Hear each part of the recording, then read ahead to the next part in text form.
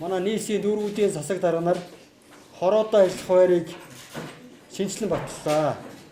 За та бүхэн мэдж байгаа өнгөрсөн 2019 оны 10 дугаар сард нийсийн засаг даргын баталсан хойрын дагуу манай нийсийн дүүргүүдийн засаг дарганаар нийсийн хороодод иргэдтэйгээ уулзаж тухайн хороонд тулгамжааг асуудлуудыг газар дээр нь шийдвэрлэх, сайжруулсан түлшний борлуулалт, түгээл, нийлүүлэлт болон түүхийн нүүрсийн хэрэглээ хязгаарлалттай холбоотой зохион байгуулалтын арга хэмжээнүүдийг өнгөрсөн 19 оны 10, 11, 12 дугаар сард хяналт тавьж зохион байгуулалтыг хангижуулж хангаж ажиллаж ирлээ. Яг энэ ажлыг үргэлжлүүлэх дээр бусад хувь тогтоомжинд хүлээс үүргээ хэрэгжүүлэх чиглэлээр дүүргүүдийн засаг дарга нарт хороодод ажиллах байрыг хотын дарга шинжилэн баталсан байгаа. Ингээд нийсийн хэмжээнд бүх гэр ороолын хороодод ажиллахаар манай дүүргүүдийн дарга нар өнөөдрөөс шинжилсэн байраар ажиллаж эхэлж байна. 2019 он бол нийсийн хэмжээнд нэг хот, нэг стандарт зорилт жилийг зарласан байгаа. Энэ зорилт жилийн хүрээнд дүүргийн нутаг дэвсгэрт, хороодын нутаг дэвсгэрт зохион байгуулж хэрэгжүүлж байгаа ажлыг газар дээр нь удирдан чиглүүлэх, мэргэжил аргын удирдлагаар хангах ийм чиглүүлэгтэйгээр дүүргийн засаг дарга нар ажиллана.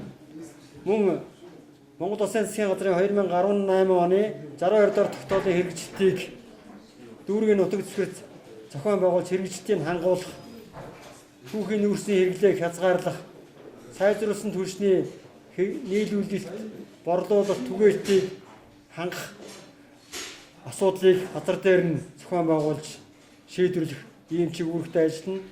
Мөн дүүргийн нутаг дэвсгэрт тогтчлт цэвэрдгээний талаар зохион байгуулж байгаа ажил ялангуяа манай хороодын засаг дарга нараас хуулиар хүлээсэн үүргээ хэрхэн биелүүлж байгаад хяналт тавьж үүрэг чиглэл өгөх байдлаар ажилланаа.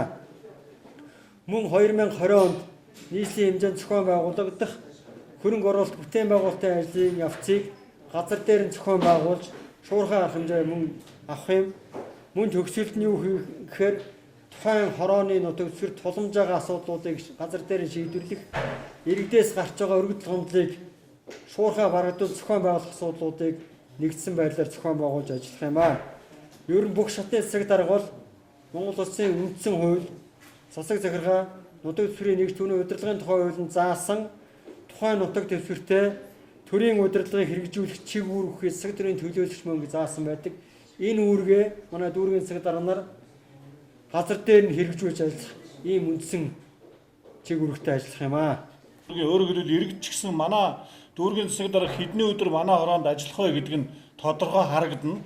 Тухайн одоо харагдаж байгаа нөхцөлд манай сэтгүүлчид, хэвлэл мэдээллийн байгууллагууд, иргэд маань өөрийнхөө хороон дээр ажиллаж байгаа засаг даргынхаа талаарх мэдээллийг олон нийтийн сүлжээнд тавих. Өөрөөр хэлбэл манай дарга ажиллаж байна, ажиллаагүй байна гэдгээ эргээд бидэнд одоо мэдээлэх ийм одоо боломжтой болно. Тэгэхээр засаг даргын захирамжийг бол дүүргийн засаг дарга нар хэрэгжүүлээд хороондоо хуваарлагдсан өдрүүдэд ажилланаа. Тэгэхээр энийг бол та бүхэн манай сайтаас хараад мэдээллийг авах боломжтой гэдгийг бас энд уламжлая.